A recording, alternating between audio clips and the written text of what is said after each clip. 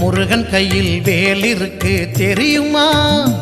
அது முன்வினையை அகற்றிவிடும் புரியுமா? முருகன் கையில் வேல் இருக்கு தெரியுமா? அது முன்வினையை அகற்றிவிடும் புரியுமா? வேலை வணங்கி வந்தால் கிடைக்கும் பலன் கொஞ்சமா? தாளை பணிந்து விட்டால் விதியும் நம்மை மிஞ்சுமா?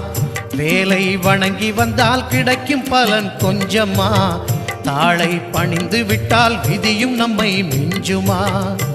அந்த முருகன் கையில் வேல் இருக்கு தெரியுமா? அது முன்வினையை அகற்றிவிடும் புரியுமா?